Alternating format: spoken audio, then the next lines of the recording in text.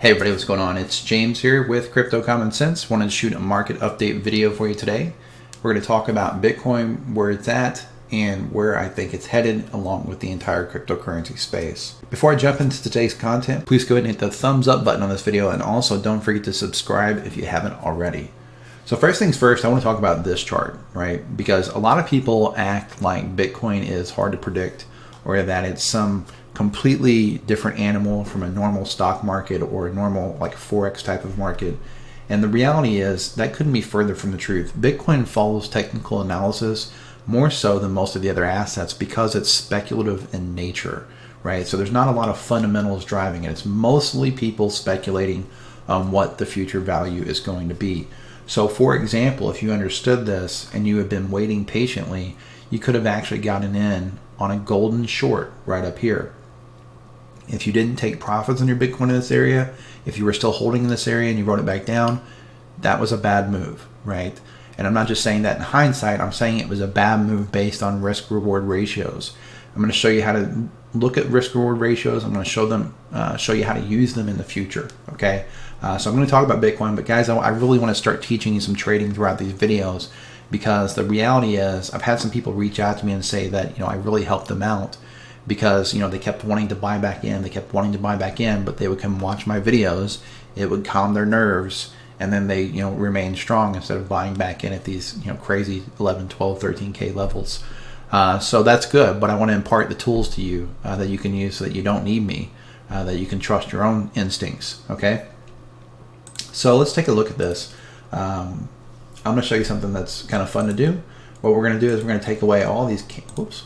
Now, if you were trading Bitcoin and you understood how Bitcoin worked, you understood how Fibonacci levels worked, and you understood how golden reload zone worked, you could have gotten into the trade of a lifetime, right, back in June, okay?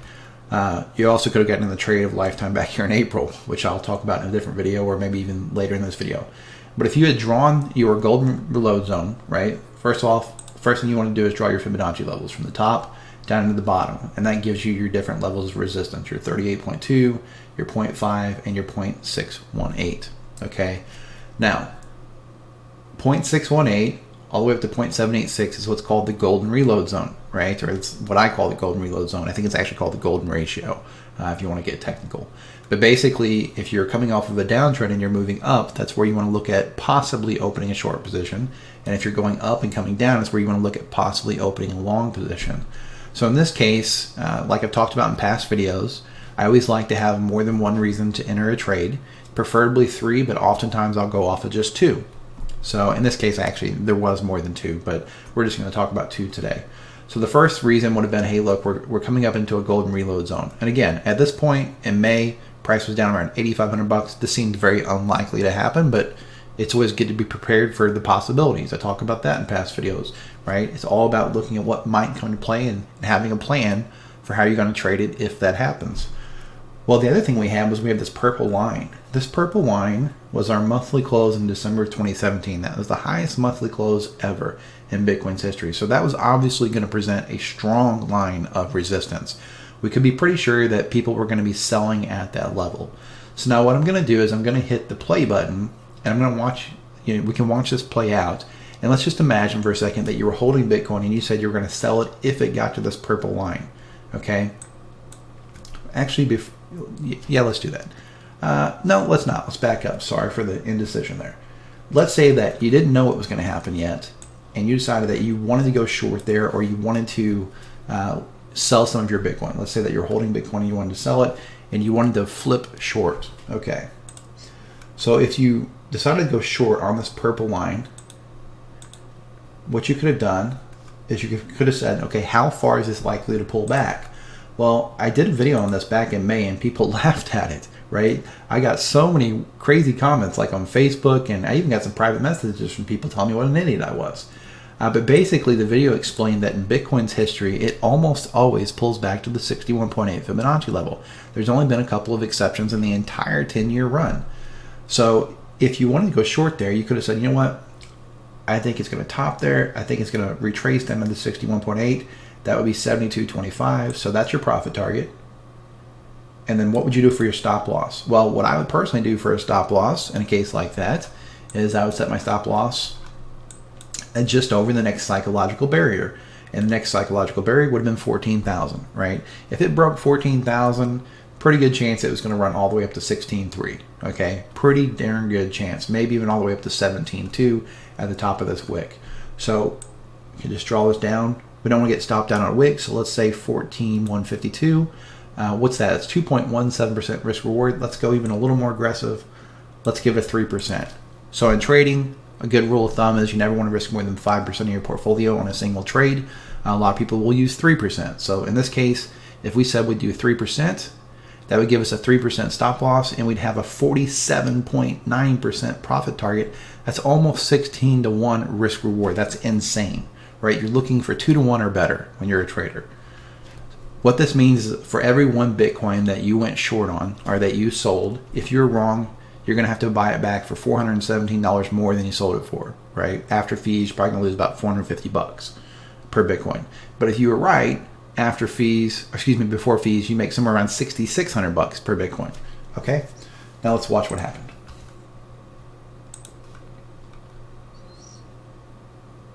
There it is. See where that wick came up to?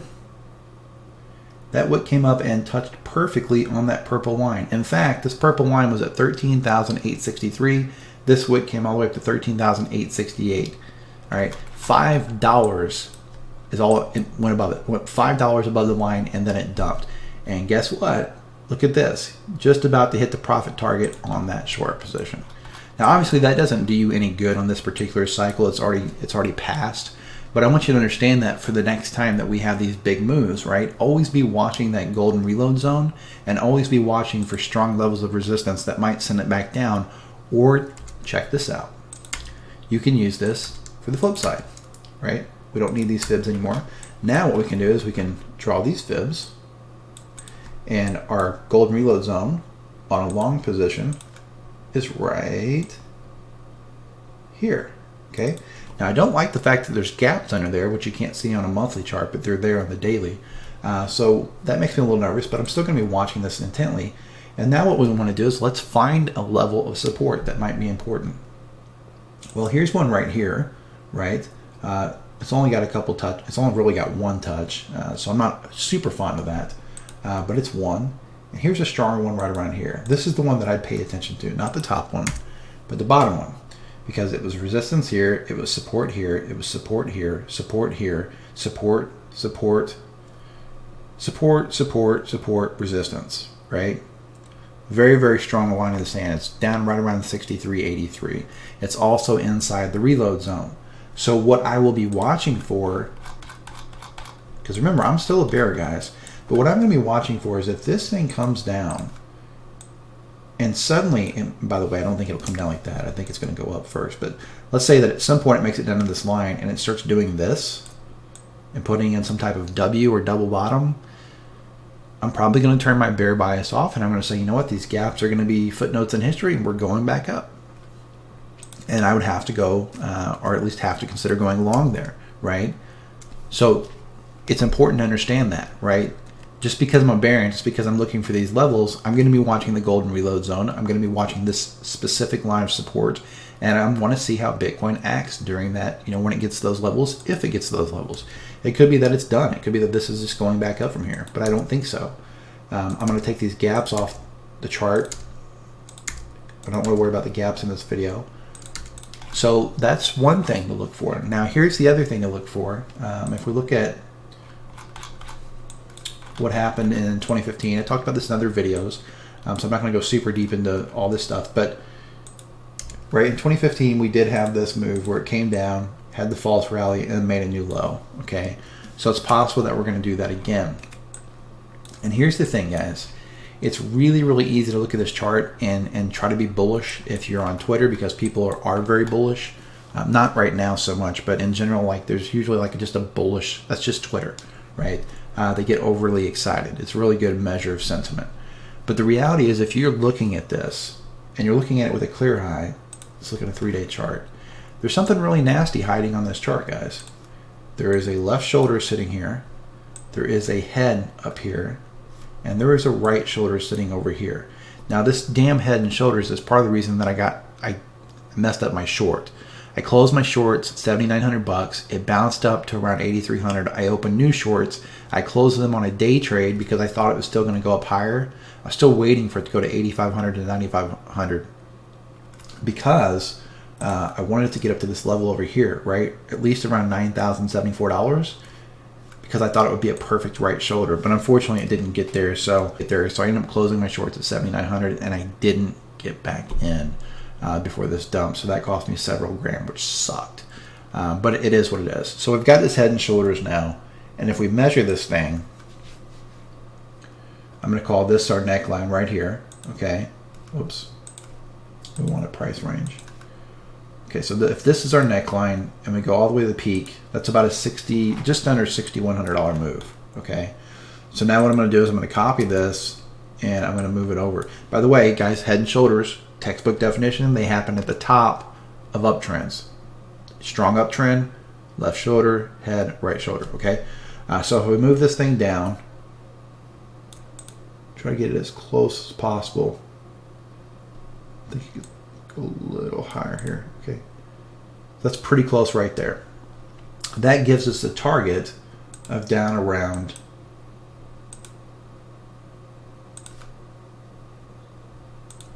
$1,600. And if you notice, that falls inside of this orange box. Now you might be saying, what is that orange box? Well, that orange box is that price that we didn't retest in 2017, right? That's when we started to really skyrocket. It was March of 2017. It went up and then it went parabolic. It never came back down and did this and then went up. It never retested that. So that's what that orange box is. Again, I've talked about it being a gap in past videos. I don't necessarily consider it a liquidity gap. There is a bit of a volume gap there.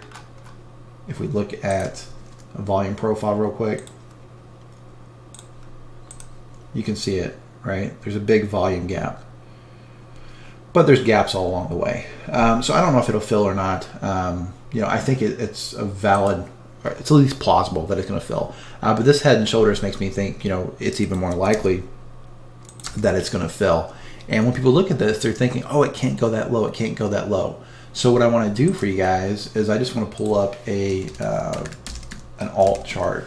Any alt chart is going to pretty much look the same. But we're going to use Litecoin in this example. Noticing anything here? So this was the bubble pop, come down, dead cat bounce, and down. See that? So if you look at Bitcoin, it's trying to do the same thing, guys. It's literally trying to come down, back down here and put in this giant M, okay? Or this giant M. And if you look at Litecoin, you have this M over here. You have this giant M right here, right? So let's look at a different chart. Let's look at Ethereum / Bitcoin. Same thing, right? Giant M back down to the ground. Let's look at what's another big altcoin. I don't know if XRP follows the same rule or not, but we'll try it. Sort of, kind of. Anyway, it's not really near as nice of an example, but you can see it. They just keep coming down to the ground level again. So that's really how bubbles work, okay? So if we look at Bitcoin, it's very likely that this is going to end up being a giant M and that we are going to come back down to the ground level. If we break under this right here, that's our neckline for this giant M, right? So a break below that's going to be bearish. It's very likely we will go down. By the way, guys, we did have our death crosses in play now. I don't know if you guys have realized that or if you noticed it or not. If we look at a daily chart, we look at our 50 and our 200, our death cross happened in the last 24 hours here. Our 50 moving average is now at 88.91, whereas our 200 moving average is at 88.95. So we've got that cross. I'm not going to open any shorts right at the moment. I still think we're going to get a bounce. The main reason that I think we're going to bounce is because the way RSI looks, right? If we look at RSI on the daily, I have lines everywhere, and that's funny because that's how I trade, guys. You can see all these lines. Those are monthly support lines, right? So I'm watching to see how Bitcoin acts. The green ones versus some other stuff. And then this green line down here, this is our actual trend line, right? Which I talked about returning to a couple months ago and people thought I was nuts. This is the trend line right here. So it's very possible that we will eventually bounce down to this line, right? And again, we might go lower than that, right? I'll be watching that line with a lot of interest if we get that low. But when I look at Bitcoin right now, if I turn off all the stuff so it's clear, we've got price right over here sitting right around 7,700 bucks. Over here we've made a low around 7,300 bucks, so that's making a lower low. Well, RSI is making a considerably higher low, right? Over here we were down around like 19, 20-ish. Over here we're all the way up to around 30. So that's boom, boom. That's bullish divergence on a daily chart. So normally on a daily chart, if you get bullish divergence, you get a pretty strong bounce, right? It's not unusual to get like a 10 or an even 20% bounce off of divergence like that. So if we look at where Bitcoin is at right now, and we measure it up off the bottom here, measured up 10%, look at that. We basically go up and retest the top of this candle right around 8 grand. And by the way, that would also retest this red trend line that's been sloping down on us ever since June, our downward trend line. So that's a possibility. It's even possible, and this would be a really, really nasty thing, but I do think it's very viable that it could happen. It's possible that it goes higher than that, right? Maybe even all the way up to like 8,500, right? Or even a little higher than that. Because watch this. Let me pull a picture in from Twitter here. When you're trading, you often want to say, okay, what would cause the most amount of pain, right? What would take the most amount of money out of a retail trader and put it in the hands of like a really professional trader? And we could end up seeing something like this. It could be that we're actually inside of a giant descending triangle, and that what we all thought was a descending triangle here and here was actually just the beginning, that this is actually our triangle. This might be our support. We might bounce back up and test this upper level, which will be up around 8,500 all the way up to like 8,800. And then we might dump. Now, if that happens, most people who are short are going to close their short positions or get stopped out of their short positions, especially late shorts. They're going to get stopped out for loss. A lot of the people that were smarter and got in earlier, they're going to get stopped out for a profit. A lot of people are going to get excited and go long, and it could end up being one giant bull trap where this thing finally just completely crushes the retail investor. So I think this is not super likely, but it is one thing that I'm watching, and it's one reason I'm being very careful about opening any overnight short positions or any type of swing positions. Right now I'm sticking to my day trading. Okay. So overall, that's that's what I'm seeing on Bitcoin, guys. I'm seeing this head and shoulders with this target down around 1,600 bucks. I think if we did get there, I think we'd probably get a tail that slid down and finally retested this. Somebody said on Twitter earlier that if that happens, Bitcoin is dead. And I just want to point out to you guys that that is always a possibility, but it's unlikely, right? It's unlikely that that would mean Bitcoin is dead. In fact, institutional money, that's about the point where I would say, institutions are going to be interested in picking up Bitcoin. They're not really, and I can't speak for them. This is just my, my belief. I don't believe any institutions were interested in investing in Bitcoin long-term at any point in the last 2 years, right? I just don't believe that at all. I think institutions probably did accumulate Bitcoin back here with the sole purpose of selling it on the bounce, right? I don't think they were investing long-term. Time will tell, right? But if we can get down here to these levels, especially if we can consolidate down at that level and then start to move up, I think we would see a lot of institutional money move into the space, right? If they saw a floor form down at those levels, I think it would be a green light to invest. And same thing, if we can get down to these levels here and then consolidate, I still believe the same thing. I think institutions would probably consider putting in money at those levels if we can consolidate, right? When I say consolidate, I mean sideways movement. If we just go down and hit a wick or a tail and then bounce right back up, it's a little tougher because then they're going to miss that accumulation period, right? We really need a strong accumulation period where it's like a couple of months where they can actually, invest in it.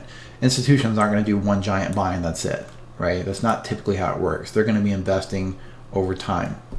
So we want to see something like this all over again. And it could be at any level, right? I mean, it could be that we consolidate here. That's fine. We could move up off of that. It could be we consolidate here or here, you know, so on and so forth. So overall, I'm still bullish on Bitcoin big picture, right?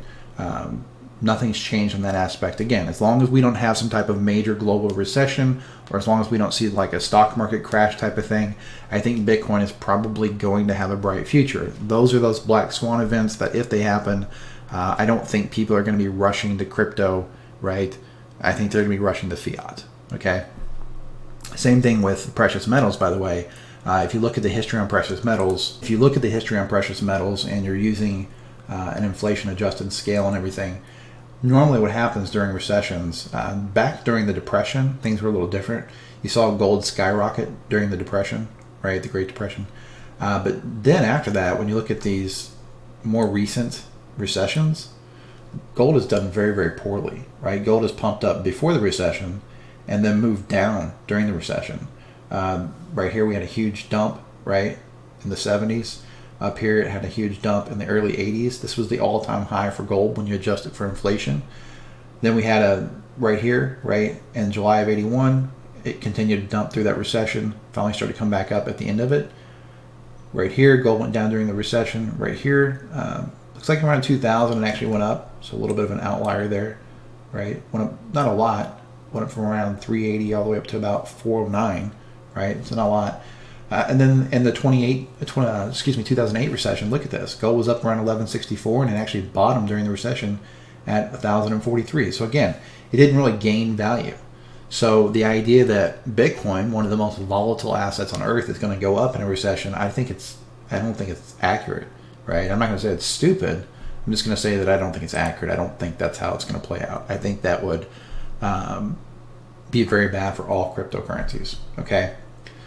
So this video is getting kind of long. I think I covered, for the most part, what I wanted to cover. There was a few other things I wanted to, but you know, we're at 22 minutes, so you guys have better things to do with your day than sit on YouTube. So I'll wrap it up there. Please, obviously, remember that I am literally some guy sitting in a spare bedroom. Nothing in this video is financial advice. Nothing in this video is trade advice. You should always do your own due diligence and seek out professional investment advice before making any type of investment. If you enjoyed this video, please be sure and give it a thumbs up. Also, don't forget to subscribe to the channel. And don't forget, you can check the description for links where you can follow me on TradingView, Twitter, and also where you can join my free Facebook group. This is James with Crypto Common Sense. Trade safe.